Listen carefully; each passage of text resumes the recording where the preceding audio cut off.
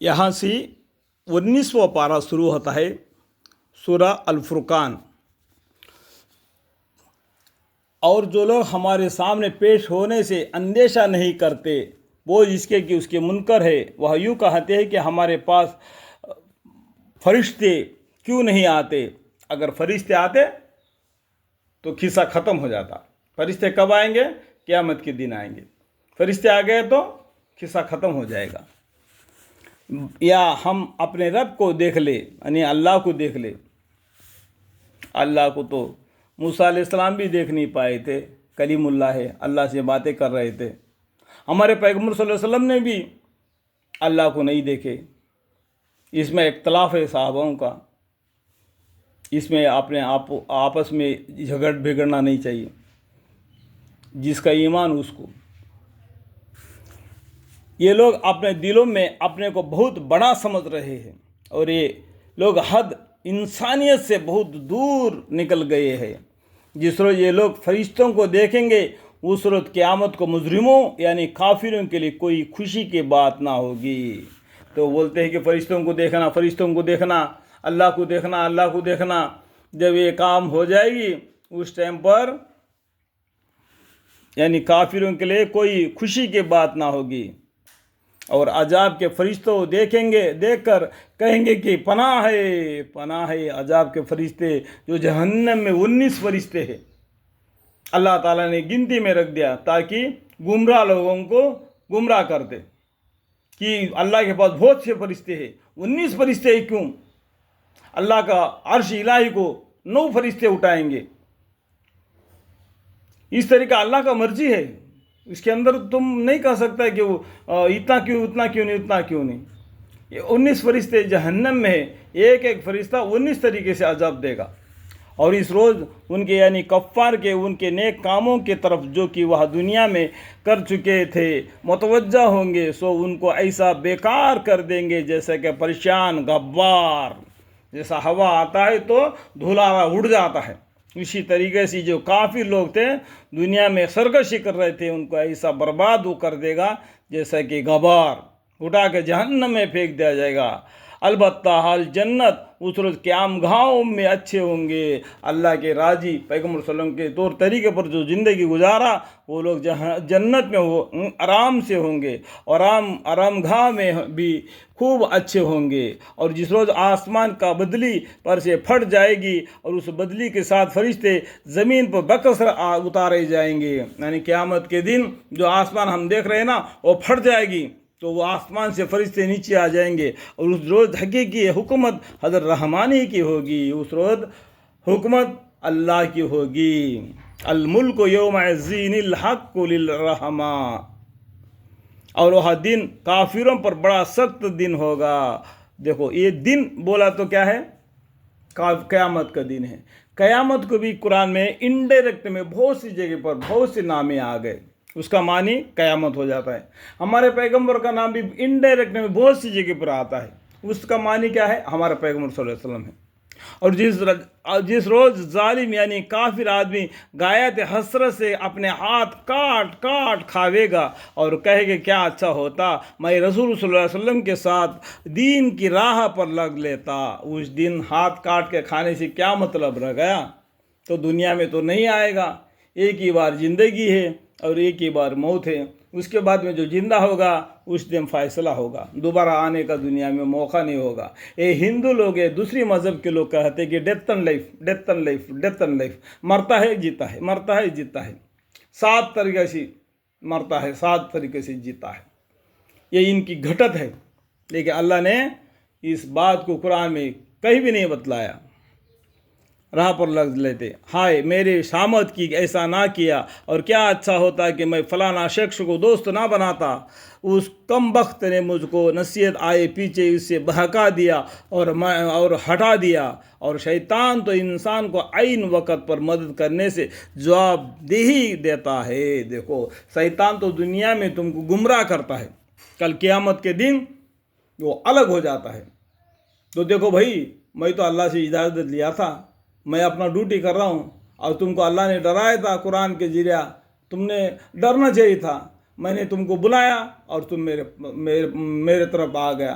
इसमें मेरे पर दोषी मत रहो, मैं मेरा काम कर रहा था इसलिए मैं तेरे को बुलाया और तुम चले आ गया, तुमको सोचना चाहिए था। इस तरीके से शैतान भी अलग हो जाएगा। और उस दिन रसूलुल्लाह सल्लल्लाहु अलैहि वसल्लम कहेंगे कि अय मेरे परवरदिगार, मेरी इस कौम ने इस कुरान को जो कि वाजिब अल अमल था बिल्कुल नज़रअंदाज़ कर रखा था। देखो पैगम्बर सल्लल्लाहु अलैहि वसल्लम का शिकायत यहाँ पर है। कई भी हदीसों में पैगम्बर सल्लल्लाहु अलैहि वसल्लम ने उम्मत के लिए बद्दुआ या कोई शिकायत नहीं की। कितना भी तकलीफ दी, जितने रसूल दुनिया में आए उनसे सब चीज़ बढ़कर हमारे पैगम्बर सल्लल्लाहु अलैहि वसल्लम को तकलीफ पहुंचा दी, लेकिन फिर भी उन्होंने सब्र किया।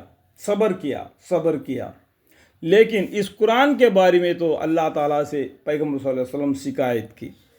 और उस दिन रसूलुल्लाह सल्लल्लाहु अलैहि वसल्लम कहेंगे कि अय मेरे परवरदिगार, मेरी इस कौम ने इस कुरान को जो कि वाजिब अल अमल था बिल्कुल नज़रअंदाज़ा कर रखा था। बिल्कुल इसको क्या क्या कपड़े में बांध के ऊपर रख दिया, उसको पढ़ा नहीं, उसको पढ़ा भी तो उसको सोचा नहीं, समझा नहीं। तो कुरान को कैसा पढ़ना? तज़क्कुर कुरान, तदब्बर कुरान। और हम इसी तरह यानी जिस तरह ये लोग आपसे अदावत करते हैं, मुजरिम लोगों में से हर नबी के दुश्मन बनाते रहे हैं, और हिदायत करने को और मदद करने को आपका रब काफ़ी है। और काफ़ी लोग ये कहते हैं कि उन पैगंबर पर ये कुरान दफतन वहादतन क्यों नहीं नाजिल किया गया, वाकतन वहादतन क्यों नहीं नाजिल किया गया। यानी ये कुरान 203 बरस नाजिल हो गया। जैसा कुरान नाजिल होता उस तरीके से हमारे पैगम्बर सल्लल्लाहु अलैहि वसल्लम और अल्लाह के हुक्म के माफिक सहाबा भी अमल करते थे।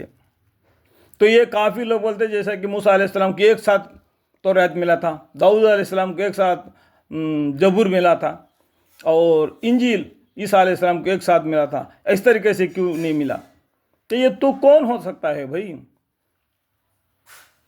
है तेरे पास क्या ताकत है? तुम इतना गलत बात कहता है कि अल्लाह की कुदरत के बारे में, अल्लाह जो चाहता है वो करता है।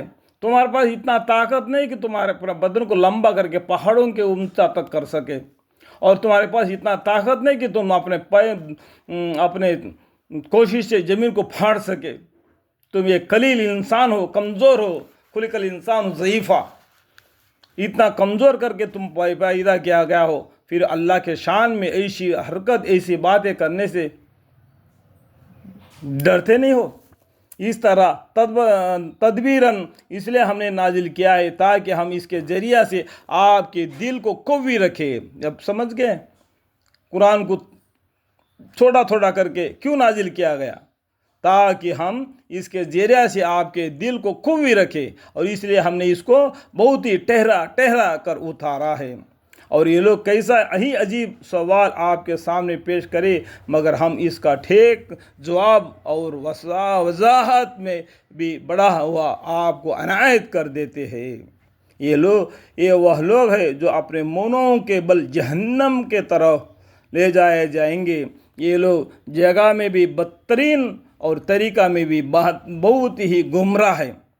और ये तहकीक हमने मूसा अलैहिस्सलाम को किताब-ए तौरात दी थी, और हमने उनके साथ उनके भाई हारून अलैहिस्सलाम को उनका माइन बनाया था। फिर हमने दोनों को हुक्म दिया कि दोनों आदमी उन लोगों के पास जाओ जिन्होंने हमारी तौहीद को यानी एक तरीक़ा को दलील को झुटलाया है। तो हमने उनको अपने कहर से बिल्कुल ही गारद कर दिया, और हम कौम नूह अलैहिस्सलाम को भी हम हलाक कर चुके हैं। जब उन्होंने पैगम्बरों को झुटलाया तो हमने उनको तूफ़ान से गर्क कर दिया, और हमने उनके वाक़ा को लोगों के इबरत के लिए एक निशान बना दिया।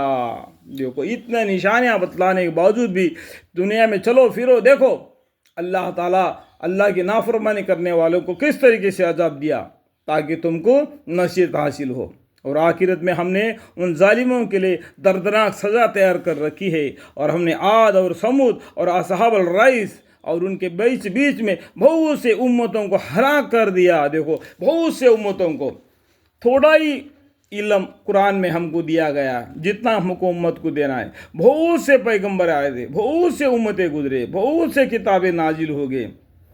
चंदे पैगंबरों के बारे में, चंदे किताबों के बारे में कुरान के ज़रिए तुमको हिदायत दिया जा रहा है।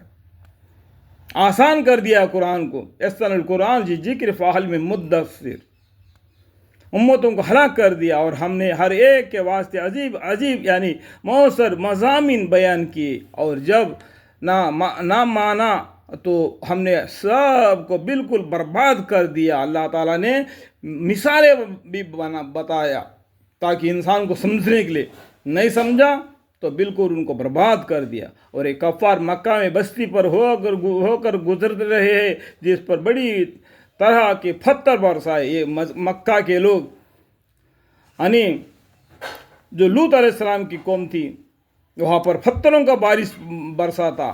یہ دیکھ کر بھی عبرت حاصل نہیں کر سکتے. مراد یہ کہ قوم لوط کا ہے.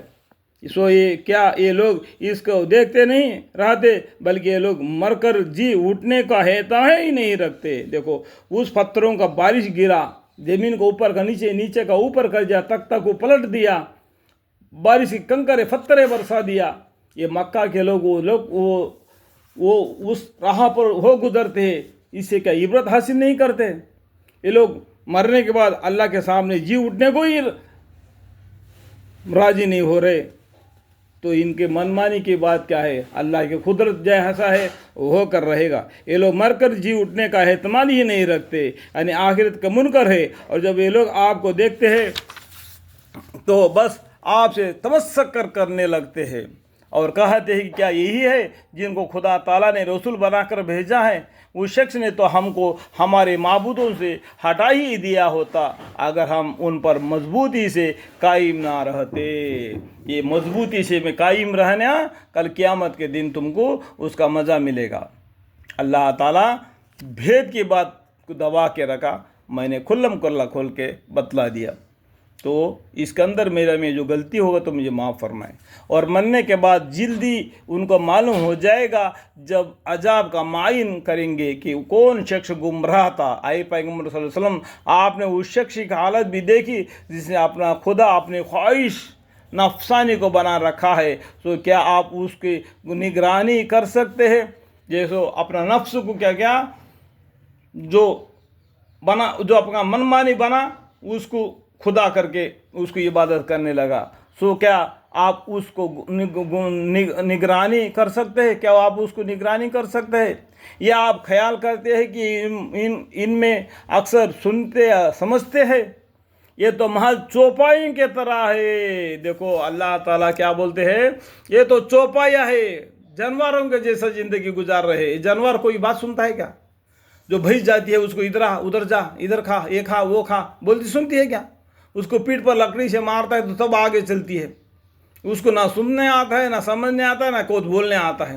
یہ چوپائیں کے جیسا ہے کہ یہ لوگ یہ تبلیغ والے بولتے ہیں کہ اللہ تعالیٰ نے ہماری امت کو اشرف المخلوقات کر کے نمازا، کنتم خیر امہ، کنتم خیر امہ. یہی بات پر پکڑ کے بیٹھے. آگے بڑھ کے قرآن میں دیکھو تو ان کو کیا یہ چوپائیں کے جیسا ہے.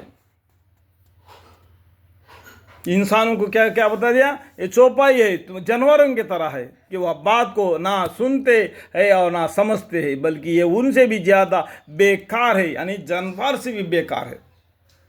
یہ جاہل لوگ، ظالم لوگ پورے انسانوں کے بارے میں بتلا دیا. اس کے اندر ان کو نہیں بتلا دیا جو مومن ہے، متقی ہے، پرہیزگار ہے، پر ایک رسول اللہ صلی اللہ علیہ وسلم پر ایمان لانے والے ہیں، ایک اللہ پر ایمان لانے والے، کل قیامت کے دن ایمان لانے والے. ان کو چھوڑ کر